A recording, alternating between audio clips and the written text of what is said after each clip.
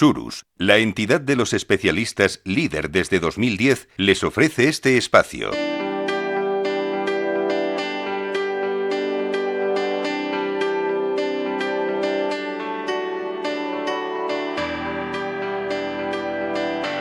Capital, la bolsa y la vida, con Luis Vicente Muñoz. Liderando la sostenibilidad con Surus, conocemos a las personas que lo lideran en todo tipo de ámbitos en esta serie de programas en los que nos acompañan, como siempre, Beatriz Alonso, directora de sostenibilidad de Surus. ¿Cómo estás, Beatriz? Buenos días, me alegra verte de nuevo. Sí, igualmente. Luis Vicente, después de tanto tiempo sin verte por aquí, encantada. Pues el tiempo es rápido, es manejable, es flexible, así que lo usamos a nuestro favor para dar la bienvenida a nuestro programa a alguien que nos puede hablar, además de un sector que está en auge, es emergente, y es importantísimo en el cambio que necesita hoy el sector inmobiliario. Nos acompaña Diana Carolina Flores de Casal, es directora de sostenibilidad en el grupo Avintia. ¿Cómo estás, Diana? Bienvenida, buenos días. Mil gracias y agradeceros por esta invitación y por la oportunidad de compartir desde la experiencia cómo vamos avanzando, ¿no?, desde el sector en esta transformación que requerimos para generar un impacto positivo en el medio ambiente y las personas. Bueno, para comenzar esta conversación que vamos a mantener con Diana, en construcción se habla mucho de sostenibilidad. De hecho, es un argumento, yo creo que es especialmente valorado, es muy valioso en términos empresariales, pero no significa lo mismo para todas las personas ni para todas las empresas. Lo hemos visto en este programa muy a menudo. Para vosotros, cuando habláis en Avintia de sostenibilidad, ¿qué es lo que entendéis? ¿Cuál es vuestro foco? Nosotros comenzamos, yo siempre cuento esta historia un poco, ¿no?, desde el punto de vista de que comenzamos viéndolo desde el producto, ¿no?, desde un edificio, cómo puede responder a unos criterios que generen un impacto positivo en el medio ambiente, y el entorno construido, cómo puede influenciar en las personas. Pero ¿qué ha ocurrido con el tiempo? Ha pasado de ser un cumplimiento de unos requisitos a algo integral, a un proceso, a un elemento que forma parte de un todo transversal, en el que desde el diseño, desde ese edificio, comenzamos a analizar cada uno de estos parámetros e a integrarlo para poder seleccionar desde un inicio cómo lo vamos a construir, cómo lo vamos a hacer y qué beneficios vamos a otorgar. En toda la cadena, vamos. En toda la cadena de valor, y en un trabajo completamente colaborativo que va desde el diseño hasta obviamente la entrega, e incluso poder dar datos que sirvan para la gestión y la operación. Eso de los datos nos gusta mucho, ¿verdad, Beatriz? Sí, sí. Pero bueno, toda esta estrategia de la cadena de valor que estudiáis, el diseño, luego hay que ir a obra, ¿no? Y hay que comprar material. ¿Qué decisiones tomáis para ahora, con esta sostenibilidad, comprar en obra y realizar la ejecución de la obra? Allí tenemos dos puntos importantes. Desde el 2022 estamos trabajando una estrategia de compras sostenibles, desarrollamos una política que no nada más se queda en el papel. Hemos trabajado un manual de compras, en este caso, donde nosotros no lo llamo desde una prescripción, sino de un aprendizaje orgánico con el equipo, de qué elementos necesitamos, incluso basados en los requerimientos de esta certificación de edificación sostenible, sabiendo que, bueno, necesitamos qué significa un material que tenga bajo impacto ambiental, qué es una declaración ambiental de producto, y ya ha sido algo que se ha integrado de forma natural. Y luego, aprovechando esa transversalidad de compras para trabajar en conjunto y de forma colaborativa con nuestros proveedores para poder aterrizar todo esto.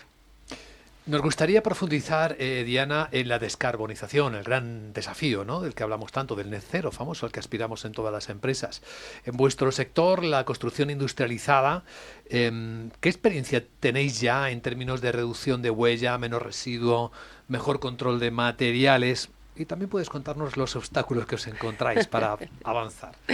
Bueno, con la construcción industrializada, cuando nosotros iniciamos este proyecto, cuando decíamos que Habita, en este caso que es nuestro sistema integral, era solo un proyecto, decidimos que demostrar que de verdad lo que pensábamos era real, e hicimos estudios, hicimos un análisis de ciclo de vida del edificio y una simulación energética, y en ese momento pudimos calcular con valores estimados que esta solución lo que traía era una disminución de la huella de carbono con respecto a un edificio tradicional en su ciclo de vida de más de un 40%.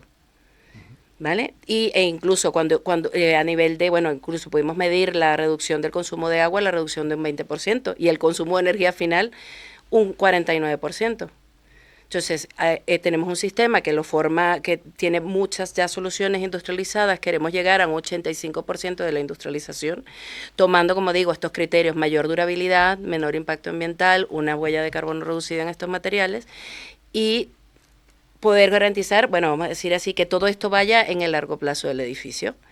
¿Qué barrera nos encontrábamos? En este caso, al tratar de introducir, vamos a decir, nuestro elemento principal, que era ese muro autoportante de hormigón, el concepto que tenemos de la prefabricación versus la industrialización, y que un elemento de este tipo puede tener las altas prestaciones, y que ensamblado y montado en obra con los seguimientos de forma correcta y con las calidades que se requieren y los hitos de verificación, puede proveer, en este caso demostrado, un producto que al final tiene los requisitos que necesitamos para avanzar en este proceso.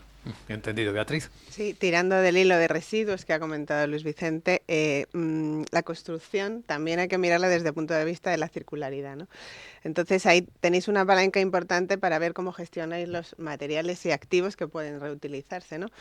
Cuéntanos un poco cómo lo hacéis en Avintia para recuperar esos elementos como puertas, luminarias, perfilería, maquinaria que tengáis, y los obstáculos que os habéis encontrado.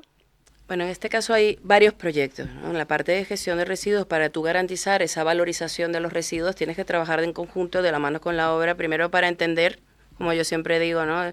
Que no exista ese cubo de mezcla, ¿no? El contenedor de mezcla, que no exista, y que de alguna manera entendamos todo dentro de nuestro mismo proceso que debemos separar. Bueno, trabajamos en conjunto con nuestros gestores para enseñar y trabajar y aprender entre todos cómo debemos hacer esta separación.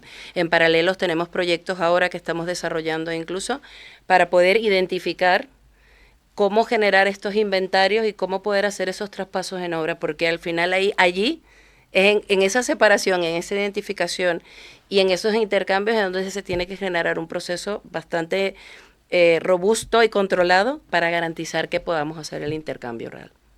Muy interesante. Hablemos de los datos, de los que ya nos avanzó Diana, nuestra invitada, que los utilizaban prácticamente en todo el trabajo en su ámbito, en liderando la sostenibilidad. En el caso de la construcción industrializada del que estamos hablando, hay una cadena de valor muy interesante que observar. Nos gustaría ver hasta qué punto en la cadena de suministro los datos están presentes, si os están sirviendo para elegir mejor a los proveedores, si además de reportarlos, os ayudan a tomar decisiones, mejores decisiones en vuestra línea estratégica. Ahora fíjate que tenemos un proyecto bastante interesante, que es desarrollar las declaraciones ambientales de nuestros productos. Claro. Partimos de un principio que exigimos que nuestros materiales tengan esa DAP, que le llamamos. Necesitamos una DAP. Entonces, ¿qué hicimos internamente? Vamos a aprender qué tiene la DAP. Vamos a hacerla de nuestras soluciones industrializadas para saber qué estamos pidiendo y qué exigir y cómo leerlo.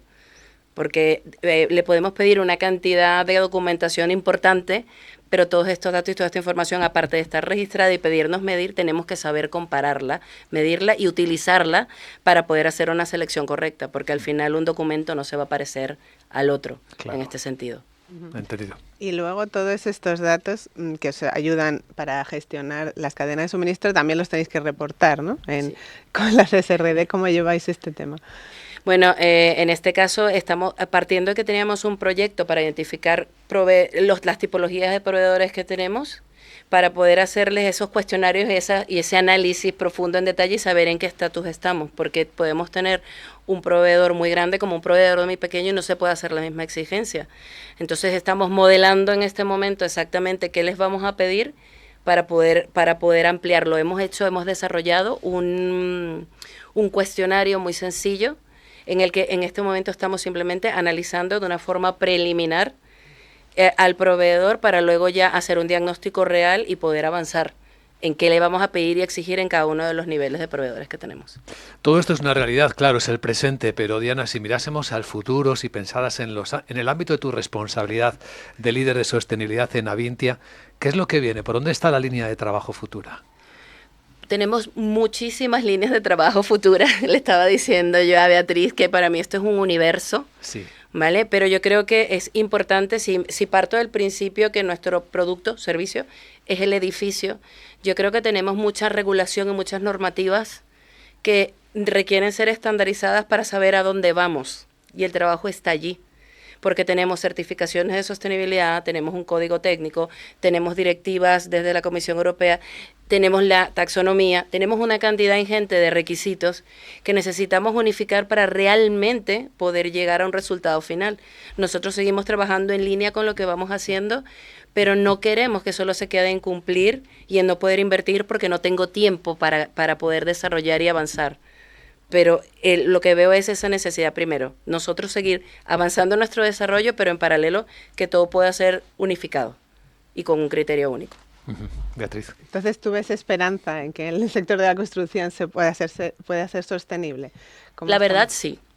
Requiere de colaboración, requiere de alianzas, requiere de esa misma estandarización y también requiere, pues, de que vayamos todos en conjunto y con el mismo concepto, ¿no? Que de verdad podemos transformar tanto el entorno que ya está construido como los nuevos de una forma que el edificio parta desde el principio con un diseño que pueda gestionar esos riesgos de futuros a nivel de cambio climático.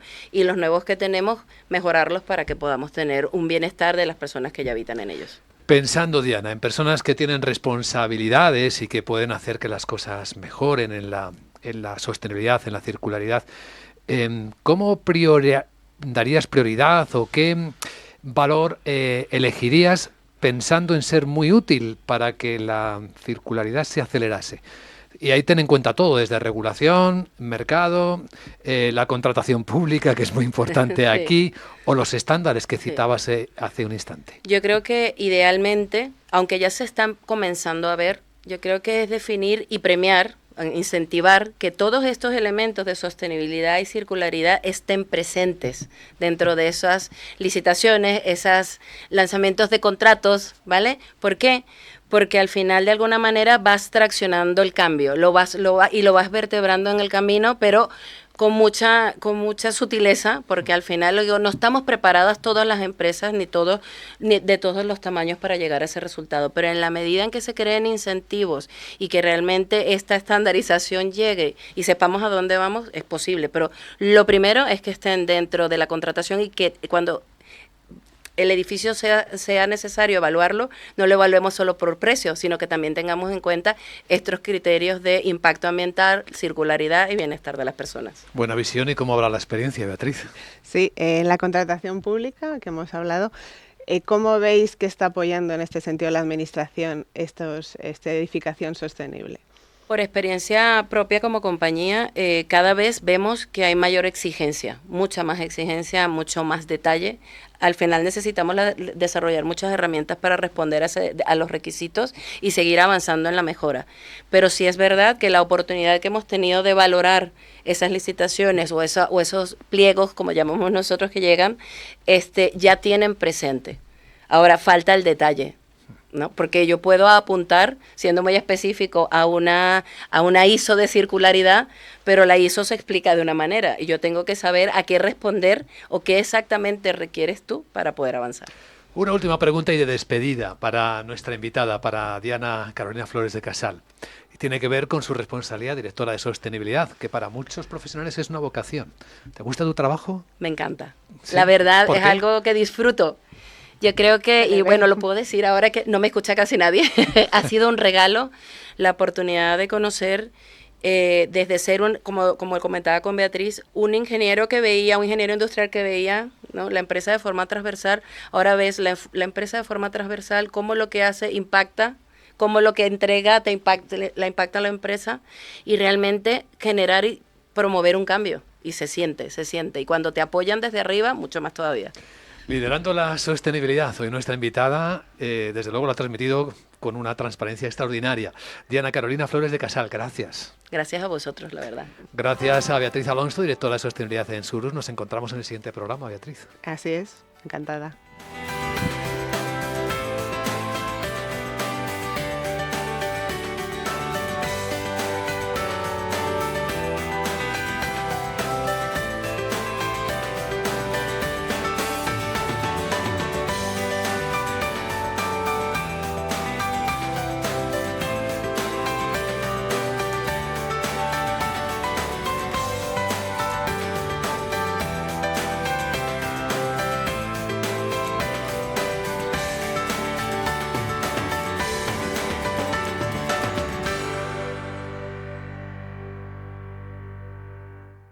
Surus, la entidad de los especialistas líder desde 2010, les ha ofrecido este espacio.